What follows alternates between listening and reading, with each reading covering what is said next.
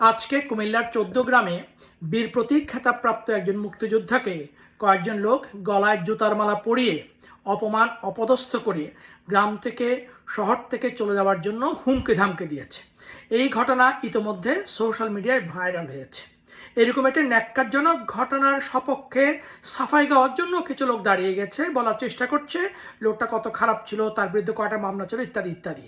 যদি মামলা থাকে, লোকটা যদি খারাপ হয়ে থাকে, লোক যদি অপরাধী হয়ে থাকে, তাহলে তাকে আইনের আওতায় আনা হোক। দেশে আইন আছে, আদালত আছে, সরকার আছে, রাষ্ট্র আছে। মুক্তিযুদ্ধের কথা বাদ দিলাম, খেতাবকে দূরে সরিয়েই রাখলাম। মুক্তিযুদ্ধ করে তো যেন অপরাধ করে ফেলেছে, কিন্তু দেশে একজন সাধারণ নাগরিককে, একজন সিনিয়র সিটিজেনকে এভাবে গলায় জুতার মালা পরিয়ে অপমান করার অধিকার আমাদের কে দিয়েছে?